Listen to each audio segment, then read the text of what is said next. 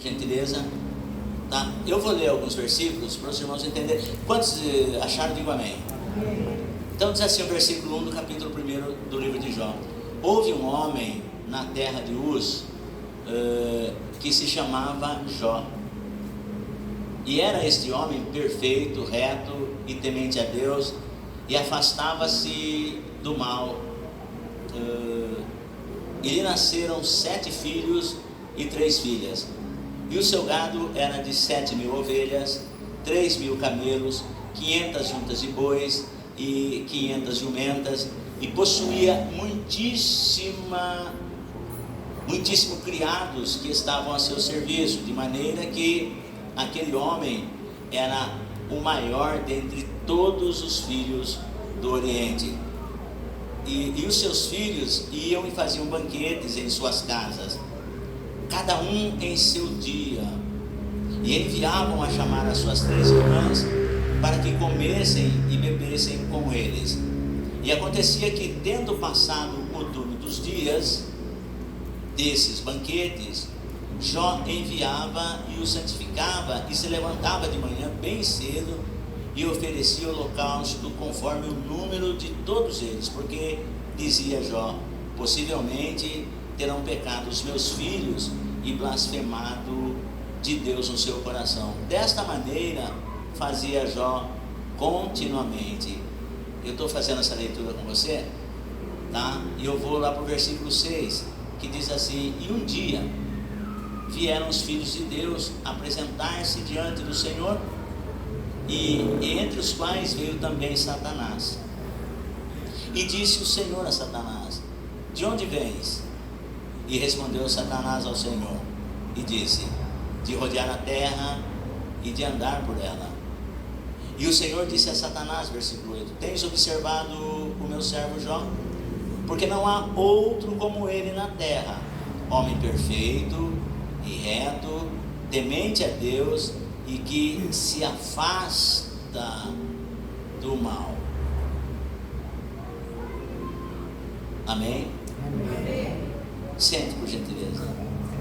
Se você puder desocupar as suas mãos.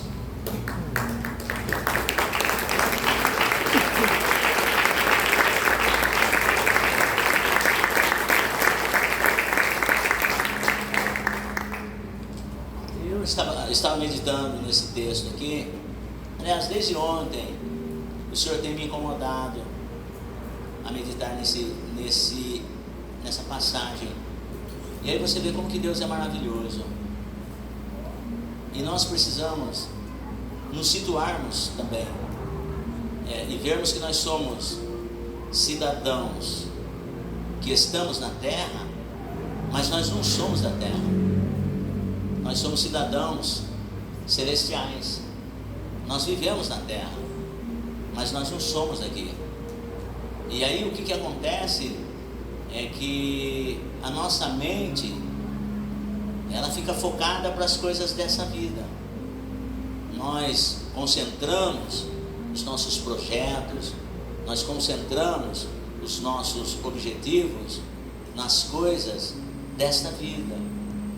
Então, quando as coisas estão tudo certo, tudo bonitinho, nós nos alegramos e falamos assim: olha, realmente Deus é na minha vida, realmente Deus é comigo, porque as coisas estão agindo favoravelmente, o vento está soprando ao meu favor. Por que nós pensamos assim? Porque a nossa mente, ela é focada nas coisas dessa vida. E eu abro aqui um parêntese para dizer assim, que isso acontece em todos os segmentos da nossa vida. Nós entramos num emprego novo, nós falamos: puxa vida, agora eu vou me dar bem aqui, é um emprego que eu quero, um salário bom, e nós começamos a fazer planos em cima daquilo.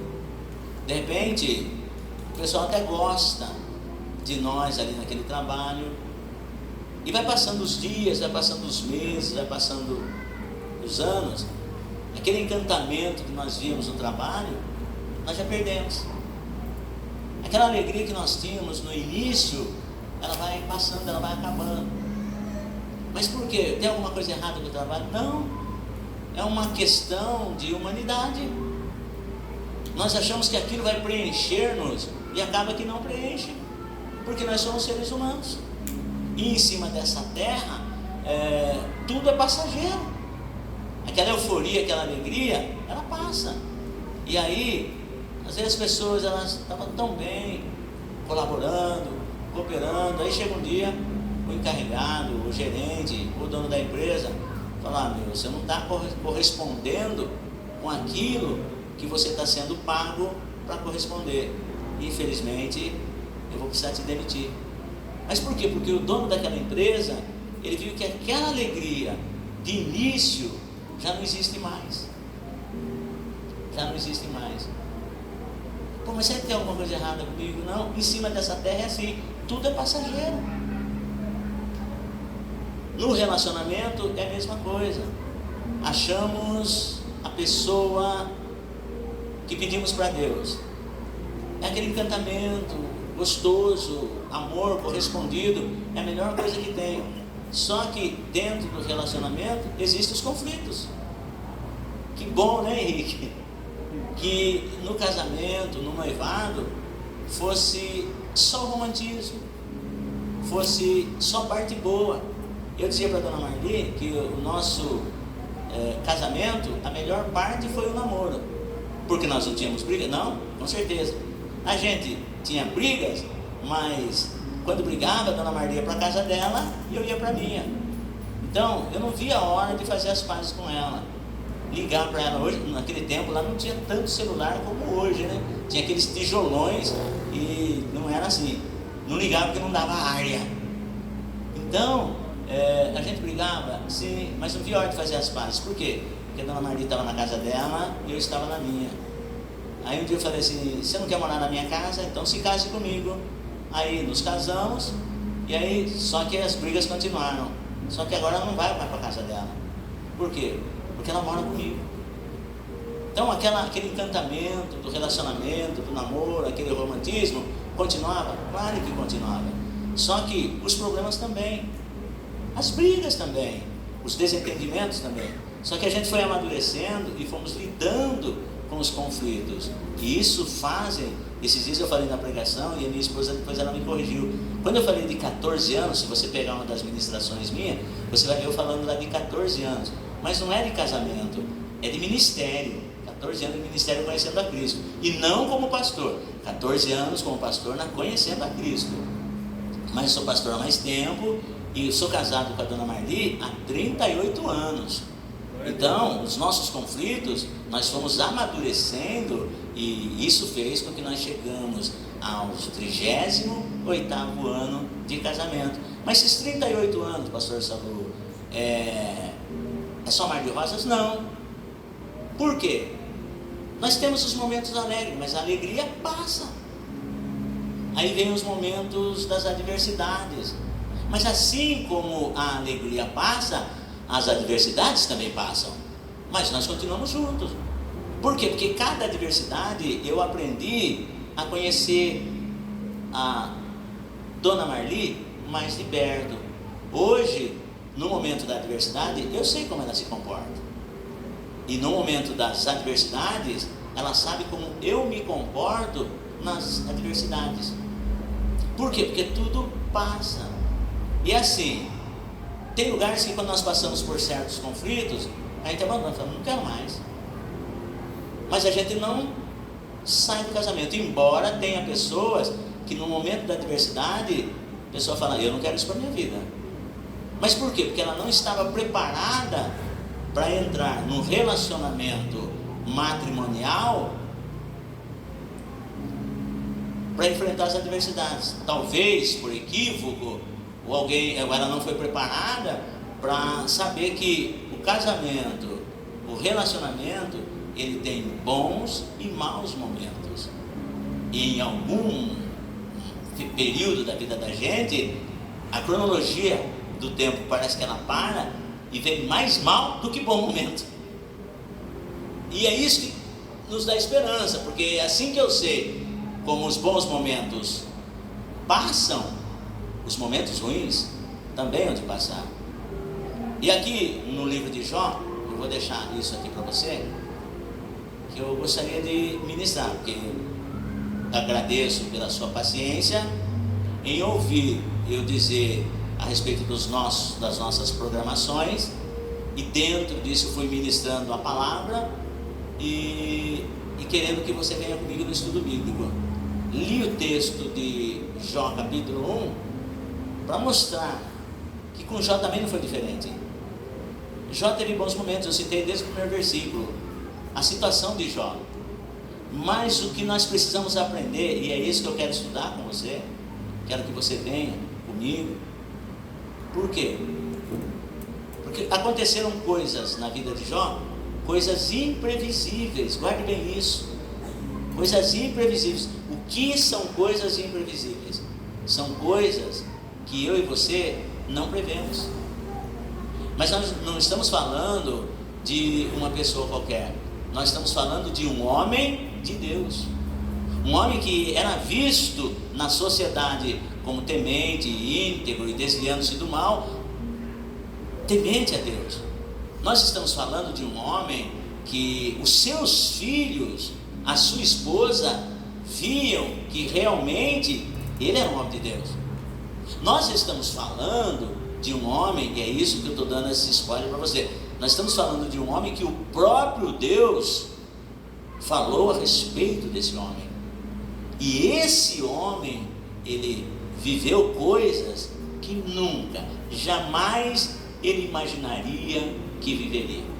Nós vemos nesses últimos dias quantas pessoas saíram para viajar, saíram do destino para chegar nas suas casas, ou saíram de casa para chegar num determinado destino, acabaram que não chegando, porque de repente o avião que elas estavam caiu e morreu a família inteira. Nós vimos casos de pessoas de 50, 60 anos morando em uma determinada região, construiu família, criou filhos, netos, e estava com a vida estabilizada. De repente veio uma enxurrada de lama, varreu tudo.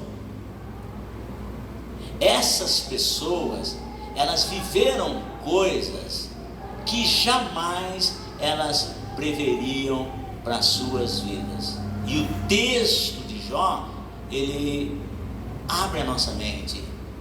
Por quê? Porque a primeira pergunta que não quer calar é: por que pessoas boas sofrem?